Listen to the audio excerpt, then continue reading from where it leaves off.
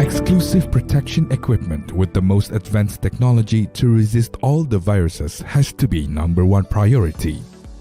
RespoCare N95 antiviral mask is the answer.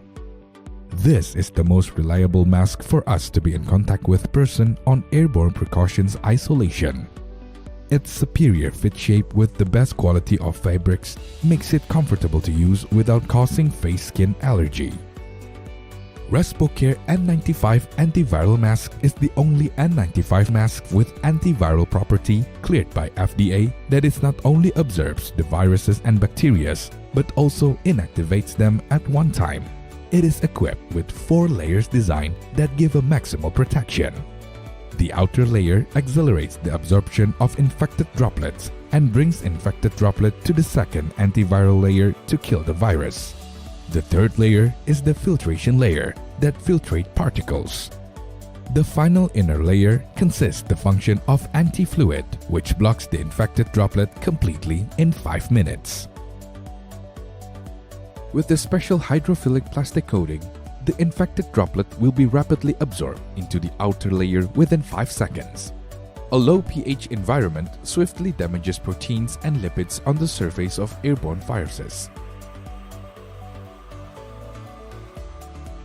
The outer layer carries the viruses into antiviral layer, which contains functional group that mimic the binding of viruses to sialic acid on the surface of mammalian cells. The viruses trapped in this layer and are exposed to high local concentrations of ions, which inactivates the viruses through ionic interactions with proteins and RNA or DNA. RespoCare N95 antiviral mask is highly effective against 18 seasonal and pandemic influenza. In addition to influenza viruses, RespoCare inactivates a wide range of other pathogens, including Mycobacterium tuberculosis. RespoCare N95 antiviral mask is cleared by Food and Drug Administration (FDA), approved by the Institute for Occupational Safety and Health (NIOSH), and registered in Therapeutic Goods Administration (TGA). RespoCare N95 antiviral mask protects you and your family.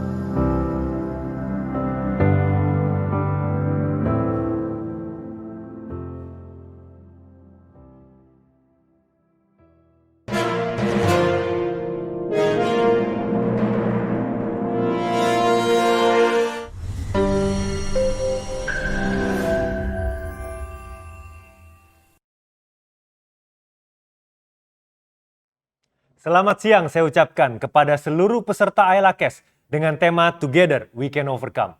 AYLA-KES merupakan salah satu program AYLA yang bertujuan untuk memberikan update seputar kesehatan dengan ringkas, akurat, dan terpercaya bagi tenaga kesehatan di Indonesia.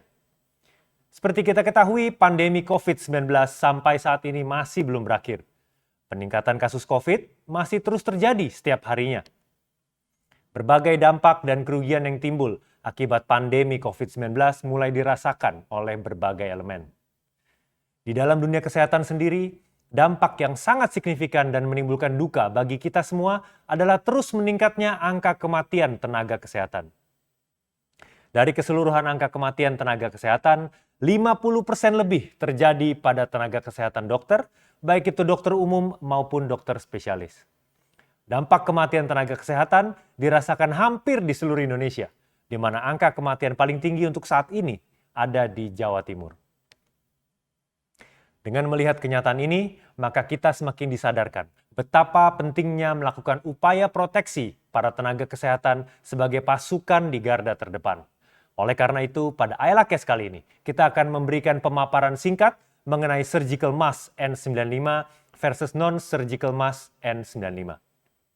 Sebelum acara dimulai, saya akan memaparkan beberapa peraturan terkait AYLA-KES hari ini. Yang pertama, pertanyaan dapat dituliskan pada kolom chat disertai email pada bagian akhir pertanyaan. Yang kedua, jawaban yang belum bisa langsung dijawab akan dikirimkan ke email yang telah Anda sertakan. Dan ketiga, peserta wajib mengikuti KES ini sampai selesai, karena di akhir acara kami akan mengumumkan penawaran menarik terkait Respocare N95. Sekarang saatnya kita mendengarkan pemaparan dari pembicara hari ini, yaitu Dr. Ronald Irwanto Natadijaya, SPPD KPTI Finasim, yang akan dipandu oleh moderator kita, yaitu Dr. Julia Darmawan MPH. Kepada Dr. Julia, saya persilakan. Terima kasih, Andy. Selamat siang saya ucapkan kepada para peserta AYLA-KES hari ini. Hari ini AYLA-KES kembali diberikan kesempatan untuk berdiskusi bersama salah satu pakar penyakit dalam di bidang penyakit tropik dan infeksi, Dr. Ronald Irwanto Natadijaya. Selamat siang dokter, terima kasih dokter sudah menyempatkan diri datang ke studio AYLA untuk membahas mengenai surgical mask N95 versus non-surgical mask N95. Sama-sama, terima kasih dokter. Oke, seperti yang telah dipaparkan oleh rekan saya Andy sebelumnya, bahwa angka penyebaran COVID-19 di Indonesia masih belum menunjukkan penurunan seperti yang diharapkan dan dinantikan oleh banyak pihak. Sampai saat ini pemerintah terus mengevaluasi berbagai upaya dan dampak kerugian yang ditimbulkan oleh pandemi ini. Salah satu dampak kerugian yang dinilai sangat signifikan dan menimbulkan duka bagi kita semua adalah terus meningkatnya angka kematian tenaga kesehatan yang terlibat di dalam penanganan COVID-19. Pada hari ini ada beberapa pertanyaan yang ingin saya diskusikan terkait dengan semua permasalahan ini. Dokter, seperti yang kita ketahui bahwa tingkat angka kematian nakes ini masih terus meningkat. Dan kita cukup tahu kalau tingginya peningkatan angka kematian tenaga kesehatan di Indonesia tidak lepas dari adanya resiko penularan COVID-19 pada saat tenaga nakes ini melakukan penanganan terkait kasus COVID-19. Sebenarnya kita juga paham kalau peningkatan resiko penularan ini hanya dapat dikendalikan dengan adanya suatu upaya pengendalian atau kontrol infeksi yang tepat. Dok, menurut penilaian dokter sendiri, bagaimana dokter menilai pengendalian dan kontrol infeksi di rumah sakit yang ada di Indonesia? Apakah sudah maksimal atau belum? Jika belum, bagaimana sebaiknya kita menyikapi hal ini? Silahkan dokter. Terima kasih dokter Julia. Terima kasih para sahabat pemirsa semua. Semoga kita selalu dalam kondisi sehat walafiat ya. Sukses selalu dalam setiap langkah dan karya ya. Terima kasih dokter. Ya, jadi memang terkait dengan layanan kesehatan ya di era pandemi COVID ini, kalau misalnya kita melihat bahwa sebenarnya pemerintah telah mengeluarkan juknis-juknis ya, terkait mulai dari juknis diagnostik sampai terkait juknis juga penggunaan APD pada pelayanan pasien-pasien dengan COVID-19 ya. Hanya ini memang berbeda. Jadi artinya begini, rumah sakit itu maupun tipe A, tipe B, tipe C, tipe D itu dia harus melakukan satu implementasi APD yang sama Jadi standarnya segitu. Jadi kita tidak bisa membedakan, oh ini rumah sakit tipe A mungkin ini aja standarnya, tipe B begini, tipe C itu tidak. Yaitu berbeda dengan fasilitas pada umumnya. Kalau fasilitas tipe A, B, C, D itu memang beda ya gitu ya dok ya. Tetapi dalam hal penerapan penggunaan APD mau di tipe A, tipe B, tipe C, tipe D terkait COVID itu harus sama dan harus sesuai standar, dan sebenarnya pemerintah sudah mengeluarkan juknis untuk ini ya. Nah, juknis sudah ada, petunjuk sudah ada, instruksi sudah ada ya. Hanya memang mungkin implementasi yang mesti kita lakukan banyak evaluasi ya. Evaluasi ini sebenarnya bukan untuk menyalahkan atau apa, tetapi untuk mencapai sesuatu yang tentunya lebih baik dan bisa memberikan dampak yang lebih positif pada kita ya. Saya mengakui sebenarnya dok, bahwa sebagaimanapun juga ya upaya-upaya yang dilakukan oleh berbagai rumah sakit di Indonesia di era pandemi COVID ini sebenarnya sudah cukup optimal ya. Saya yakin lah semua direktur rumah sakit, semua jajaran manajemen rumah sakit itu pasti menginginkan nakes bekerja dalam kondisi yang aman ya. Jadi seaman mungkin gitu ya. Tapi memang nggak bisa dipungkiri memang ya, mungkin nggak cuma hanya terjadi di Indonesia aja, di luar negeri pun juga menghadapi suasana yang sama ya, bahwa dalam misalnya penyediaan APD, dalam administrasi di rumah sakit, terus kemudian kendali lingkungan dan sebagainya, tentu masih banyak hal-hal yang perlu kita evaluasi ya untuk perbaikan-perbaikan ke depan. Karena memang dalam masalah manajerial itu memang kita perlu hal-hal yang lebih baik lagi. Sebagai contoh misalnya gitu ya, pengadaan surgical mask aja dulu ya awal-awal era pandemi COVID. Jangankan untuk di kalangan komunitas awam, di nakes saja kita waktu itu kesulitan mencari surgical mask. N95 juga begitu ya, kemudian juga APD yang lain juga begitu. Artinya juknisnya ada, tetapi begitu masuk ke dalam implementasi itu kesulitan. Belum lagi misalnya rumah sakit yang ada di daerah-daerah terpencil yang mungkin transportasi aja susah ke sana ya. Jadi ada kesulitan yang memang bisa kita maklumi, tetapi memang harus kita perbaiki ya. Jadi kalau saya lihat begitu, kelihatannya upaya semua sudah ada, semuanya berniat baik, berdekat baik, berupaya secara positif, tetapi memang kita harus menghadapi semuanya dengan lebih baik lagi, jadi harus ada evaluasi yang lebih baik untuk semuanya. Mungkin gitu dokter. Oke, menarik sekali. Tadi dokter katakan kalau sebenarnya upaya sudah ada ya dok, sudah seragam, diseragamkan baik itu rumah sakit tipe A, tipe B maupun tipe C sampai tipe D. Ya. Tapi berkaitan dengan implementasi, seperti kita ketahui implementasi belum semua rumah sakit itu maksimal. Pertanyaan saya berikutnya dok, apa yang harus dilakukan para nakes seandainya ternyata upaya pengendalian dan kontrol infeksi mereka tidak berjalan sebagaimana mestinya? Dalam arti bahkan ada beberapa rumah sakit yang memang mungkin saya boleh share di sini tidak melakukan dengan tepat. Apakah mereka berhak menolak melakukan pelayanan medis terhadap pasien COVID-19 demi melindungi diri mereka dok? Ya. Dan kalau misalnya dok, andai kata mereka melakukan ini, adakah dampak hukum yang nanti akan terjadi baik dari pihak rumah sakit ataupun pihak nakes sendiri yang melakukan? Ya, terima kasih dokter. Ya, sejauh yang saya pahami memang terkait dampak hukum ya, apabila kita, saya nggak mau jadi tim COVID gitu ya, karena menganggap mungkin kurang optimal nih, saya ngeri gitu ya. Sejauh ini memang belum ada dampak hukum bahwa dokter yang atau nakes yang seperti itu bisa dihukum ya. Tetapi adalah memang kita juga perlu perhatikan bahwa nakes ini ya, termasuk kita semua yang bergerak di COVID-19 ini berhak untuk mendapat perlindungan yang semaksimal mungkin, seoptimal mungkin ya. Itu mungkin banyak ya dokter-dokter yang menyatakan bahwa wah, bagaimana kita mau berperang kalau nggak dikasih senjata gitu ya. Ya gimana kita berperang kalau kita nggak dikasih senjata, nggak dikasih pelindung. Jadi sebenarnya bagi saya memang adalah hak bagi nakes. Memang tidak ada hukuman atau implikasi hukum kalau dia menolak. Tetapi kalau misalnya begitu dia terjun, dia berhak untuk mendapat perlindungan maksimal, bekerja dengan seaman mungkin. Ya, karena jangan lupa ini nakes ini punya keluarga, punya suami, punya anak, punya istri ya, yang juga kita harus lindungi. Artinya apa? Kalau nakes itu tidak terlindungi, dia pulang ke rumahnya, jangan-jangan jadi klaster keluarga gitu, ya. Nah, jadi adalah kewajiban kita bersama. Nah, oleh karena itu mungkin penting ya untuk sosialisasi dan edukasi tentunya, baik bagi manajerial rumah sakit maupun bagi nakes. Artinya gini, penggunaan APD, penggunaan alat-alat pelindung diri, penggunaan semua elemen yang ada di COVID ini harus teredukasi dengan baik. Jadi artinya kapan kita menggunakan droplet precaution, kapan kita menggunakan airborne precaution, gitu ya. Jadi ini kita artinya gini, tetap melindungi nakes secara optimal, tetapi juga jangan overuse. Karena kalau misalnya overuse nanti akan berakibat pemborosan biaya. Overuse akan berakibat ketidak tepat gunaan untuk yang pada akhirnya juga toh angkanya jangan-jangan nggak menurun, tetapi malah justru ada pemborosan biaya di situ. Jadi nakes berhak tentu tidak ada implikasi hukum kalau menolak untuk merawat pasien karena merasa kurang aman, tapi begitu kita harus merawat pasien, maka berhak untuk mendapat perlindungan yang optimal. Nah, perlindungan yang optimal ini seperti apa? Yang tepat guna. Jadi juga tidak boleh overuse, juga tidak boleh underuse. Tetap harus pada jalurnya, tetap harus pada yang sesuai dengan literatur. Oke. Gitu. Menarik sekali. Tadi barusan saya mau terjun ke pertanyaan ketiga di mana saya sudah menyiapkan beberapa gambar di sini. Sering sekali terjadi penyalahgunaan APD. Setuju sekali, Dok. Sering kali penggunaannya berlebihan malah atau underuse. Baik itu di kalangan masyarakat secara umum maupun di kalangan tenaga kesehatan.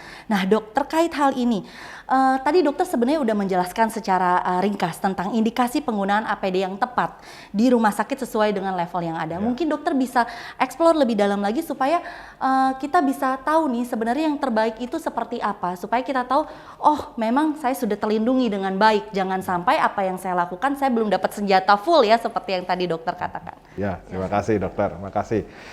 Pemirsa, ya pada pengendalian infeksi di rumah sakit terkait COVID-19 ini sebenarnya kita lakukan 3 kendali, dokter. Ya, ada 3 kendali. Yang pertama adalah kendali host, yang kedua adalah kendali environment atau kendali lingkungan, dan yang ketiga adalah kendali administratif, gitu ya. Nah, penggunaan APD itu selalu kita tempatkan pada kendali host, gitu. Ya, nah pada kendali host ini kemudian kita bagi lagi menjadi 2, ya, yaitu kendali host yang atau kendali host pada apabila host atau nakes ini berada di tempat yang atau ruangan yang resiko tinggi droplet atau di ruangan yang resiko tinggi airborne, gitu ya. Nah ini tentu alat-alat pelindung dirinya juga menjadi berbeda. Kalau misalnya tenaga kesehatan yang berada di wilayah yang beresiko tinggi droplet, misalnya seperti apa? Poliklinik, ya. Itu poliklinik tuh dia berisiko tinggi droplet ya, poliklinik penyakit dalam, poliklinik kulit dan kelamin, poliklinik ya yang lain ya. Nah ini dia berisiko droplet nih. Di sini kita biasanya yang kita gunakan adalah kendali host dengan menggunakan masker bedah. Ya masker bedah, pasiennya digunakan masker bedah, tenaga kesehatannya pun menggunakan masker bedah. Nah ini salah satu penggunaan APD. Ya, tetapi kalau misalnya bagi nakes-nakes untuk yang bekerja di ruangan-ruangan yang justru berpotensi airborne, ya kita tahu bahwa COVID-19 ini sebenarnya mode of transmission-nya adalah droplet gitu ya. Tetapi dalam kondisi-kondisi tertentu dia bisa berubah mode of transmission-nya menjadi airborne. Misalnya ya pada tindakan-tindakan yang mengandung resiko aerosolized generating procedures ya, poli gigi, poli THT. Ya, ruangan-ruangan gastroskopi, tempat-tempat yang ICU, OK, ya, yang memang seringkali terjadi tindakan-tindakan intubasi pada pasien ya. Nah, tentu dalam kondisi begini yang digunakan bukan surgical mask, tetapi adalah N95. Nah, ini adalah untuk efisiensi. Jangan sampai juga terjadi overuse, misalnya di ruangan poliklinik atau admisi gitu ya, yang tidak ada tindakan-tindakan aerosolized generating procedures, tapi praktek menggunakan N95 misalnya, atau malah lebih jauh menggunakan hazmat atau coverall ya. Nah ini juga pemborosan. Nah maka kembali tadi kepada hal yang ditanyakan pertama kepada saya bahwa memang harus ada satu manajerial untuk memenuhi dan menjaga keamanan untuk pada nakes, tapi kita harus gunakan secara tepat guna. Seperti yang kita ketahui berarti dari judulnya aja, ternyata ada 2 jenis nih N95, di mana saya sendiri yakin tidak semua dari tenaga kesehatan ini paham ternyata ada kedua perbedaan yang beredar ini. Dan yang kalau tadi kita ketahui di resiko tinggi airborne sangat penting sekali untuk kita menggunakan surgical mask N95. Nah dokter, menurut dokter kriteria masker N95 seperti apa yang terbaik dok menjadi pilihan para nakes? Dan perbedaannya apa sih dok sama yang non-surgical N95? Apakah sebenarnya itu juga bisa digunakan atau malah kita harus hati-hati untuk tahu supaya tepat gunanya ya dok? Ya silakan. Ya, terima kasih dokter. Nah, mungkin ini yang sedikit saya stres ya, saya garis bawahi bahwa gini, N95 itu memang kan bermacam-macam ya. Ada N95 industri dan medical. Ya, nah, N95 industri ini tentu tidak rekomendasi untuk digunakan ya dok ya, gitu ya. Mesti di highlight nih ya berarti. Mesti di highlight, harus di stress, dikasih pentung 3 kali ya, gitu ya. Sebab banyak misalnya ya. Di kalangan nakes atau di kalangan komunitas awam juga banyak yang menggunakan misalnya N95 yang sifatnya industri, N95 industri ya, yang ada valve-nya itu ya. Nah itu justru kalau ada valve itu kan kalau begitu kita menghembuskan nafas dia terbuka, jangan-jangan bisa menghambur ke orang lain ya. Jadi jelas yang digunakan adalah bukan N95 industri ya, itu untuk keperluan industri lah gitu ya. Tapi yang digunakan adalah N95 medical. Nah, ini juga di pasaran banyak ya beredar N95 medical. Tetapi tentu yang harus kita kenakan, yang harus kita gunakan adalah N95 yang direkomendasikan oleh FDA dan dia mempunyai NIOSH ya, namanya jadi NIOSH. Jadi dengan adanya N95 yang medik, yang ada NIOSH number-nya, yang ada FDA approval-nya itu yang sebenarnya rekomendasi digunakan. Gitu. Nah, kita tahu kan yang namanya N95 itu dia digunakan pada kondisi-kondisi atau tempat-tempat yang sifatnya airborne ya. Jadi gunakan N95 medical yang ada NIOSH number-nya, yang ada FDA approve-nya ya, dan itu digunakan pada tempat-tempat yang bisa berpotensi airborne. Ya, jadi pilihannya seperti itu. Jadi jangan gunakan N95 industri ya. Itu sangat berbahaya ya, sangat berbahaya dan not recommended ya. Saya soalnya pernah beberapa kali berdiskusi juga gitu ya dengan baik dengan komunitas awam juga dengan sejawat nakes gitu ya. Kelihatannya banyak memang di sini menjadi rancu gitu ya. Oh, pakai N95 tapi yang industri punya. Nah ini yang sebenarnya kita juga perlu luruskan. Mungkin itu. Jadi kalau boleh saya highlight di sini, kita harus benar-benar menggunakan yang surgical mask N95, terutama yang kita highlight adalah dia harus FDA approved dan dia punya NIOSH number seperti yang tadi dokter bilang. Oke dok, terima kasih buat penjelasannya. Pertanyaan terakhir dok yang sebenarnya sering kali muncul dan menurut saya ada orang yang bilang ini kan harusnya tidak ditanyakan lagi, tapi saya tuh pengen bahas di sini karena memang ini pertanyaan favorit ya dok. Para nakes sendiri loh dok yang bertanya, sebenarnya bolehkah reuse penggunaan N95? Mengingat menurut mereka harganya cukup ekspensif dan yang kedua ketersediaannya di rumah sakit itu juga sulit ya dok. Jadi mungkin di sini dokter bisa share apa yang sebenarnya harus dilakukan menindaklanjuti reuse ini dok. Ya baik, terima kasih dokter. Jadi begini dok, kalau boleh saya sampaikan sedikit ya, memang antara era pandemi dan sebelum era pandemi, sesudah dan sebelum era pandemi agak sedikit ada perbedaan ya. Kalau dulu kita ditanya penggunaan alat-alat masker dan sebagainya APD ini paling bagus apa ya? Memang paling bagus adalah disposable ya kan, jadi artinya sekali pakai buang. Tetapi sesuai dengan pandemi era ini memang dan juga sesuai dengan Permenkes ya nomor 27 tahun 2017 ya memang APD misalnya seperti N95 itu bisa di reuse ya, bisa di reuse nih saat ini, boleh aja di reuse. Tetapi jadi bisa di reuse dong? Bisa di reuse, tapi memang sebisa mungkin memang kalau dulu ya sebisa mungkin kalau bisa disposable itu disposable, tetapi seiring dengan era pandemi juga mungkin di luar negeri ya itu sebenarnya masih ada lah tempatnya untuk di reuse. Gitu. Jadi kalau misalnya maaf dok saya highlight karena ini saya ini baru buat saya untuk reuse-nya itu seperti apa ya maksudnya dok? Mungkin bisa di-explain karena kan misalnya di airborne sendiri once kita udah menggunakan apakah reuse itu tidak menjadi resiko yang malah nanti meningkatkan yang tadinya harusnya jadi senjata untuk memproteksi malah jadi sesuatu yang membahayakan? Ya. Kalau reuse itu bisa, tetapi jangka waktunya nggak boleh lebih dari 7 hari, dok. Ya, jadi itu yang di Permenkes 27 nomor 27 tahun 2017. Itu dia bisa pakai reuse ya. Tapi memang sebisa mungkin kalau misalnya bisa disposable, memang disposable itu lebih baik. Tapi kalau misalnya dalam kondisi seperti ini, kita bisa reuse asalkan mengikuti satu protap ya. Jadi ada caranya tuh, cara pencuciannya, melakukan ininya ya, sterilisasinya dan sebagainya. Oh, jadi tetap disterilisasi. Ya, tetap harus ada sterilisasi ya. Jadi bukannya artinya kita harus semuanya disposable ya, tetapi masih bisa ada excuse lah untuk itu ya, dan memang itu diperbolehkan gitu ya. Tapi kita harus tetap dalam hal itu mengikuti standar-standar sterilisasi, standar-standar penyimpanan masker, dan standar waktu. Nggak boleh waktunya lebih dari 1 minggu, atau di reuse misalnya 2 kali, udah disterilisasi, simpan lagi 1 minggu, pakai lagi, kemudian dipakai lagi sampai 3 kali, ya itu udah. Itu maksudnya 7 hari itu pakai tiap hari, atau tadi yang seperti dokter jelaskan saja 2 kali aja gitu, dok? Ya, itu maksudnya sebenarnya paling bagus tuh 1 kali ya. Jadi paling bagus 1 kali ya, dok ya? 1 kali pakai, kemudian dipakai ulang kan, setelah itu nggak boleh dipakai lagi. Oh, jadi bukan 7 hari pakai 7 kali ya, dok? Soalnya bukan. Saya takut misinterpretasi orang-orang. Jadi maksud dokter bukannya 7 hari saya pakai terus itu, karena itu kan bahaya sekali ya, dok ya?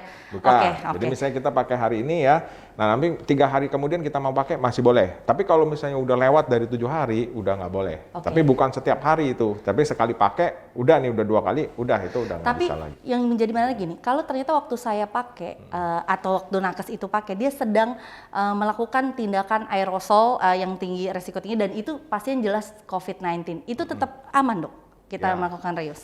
Ya, memang sebenarnya sih yang tadi itu ya, dok ya, sebisa mungkin memang kita terbaik itu disposable. Terbaiknya gitu. Tetap disposable. Terbaiknya ya, tetap dok, disposable ya. Tetapi kalau berdasarkan memang pada kondisi masih bisa direuse, tetapi itu tadi dilakukan sterilisasi dan sebagainya. Tahap-tahapnya ya harus benar, dan yang pasti harus FDA approve dan NIOSH number tadi, karena jangan sampai standarnya udah turun terus di-reuse lebih bahaya lagi ya, dok ya. Oke. Gitu. Jadi itu yang sesuai dengan ketentuan yang diberikan oleh pemerintah melalui Permenkes yang berlaku. Oke, gitu. Siap. Luar biasa sekali, dokter, penjelasan dokter hari ini. Saya mengucapkan terima kasih buat waktu yang telah diberikan kepada Ayla pada hari ini.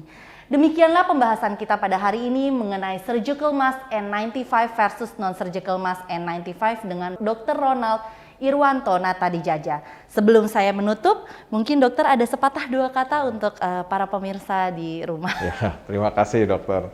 Ya, pada para nakes kalian, saya Dr. Ronald Irwanto mengucapkan semoga kita bisa melalui pandemi COVID ini dengan baik, dan tetap teguh dalam semangat pengabdian kepada masyarakat. Tetap gunakan protokol kesehatan yang sudah ditentukan, gunakan APD sesuai standar, dan tetap jaga kesehatan, jangan terlalu lelah, dan selalu semangat sehingga kita tetap menjadi garda terdepan dalam tata laksana COVID ini. Maju terus para nakes Indonesia, yakinlah kita bisa atasi COVID-19 untuk Indonesia lebih sehat. Terima kasih. Terima kasih, dokter. Oke, salam sehat semuanya dan tetap semangat. Jangan lupa pakai masker dan jaga jarak. Saya kembalikan kepada host kita hari ini, Andy. Terima kasih Dr. Julia dan Dr. Ronald untuk penjelasannya yang pastinya sangat bermanfaat untuk kita semua. Demikian acara kita hari ini. Saya mewakili seluruh penyelenggara berharap agar acara hari ini dapat memberikan manfaat bagi kita semua. Ayla selalu berkomitmen untuk memberikan yang terbaik dengan konsep yang inovatif dan interaktif.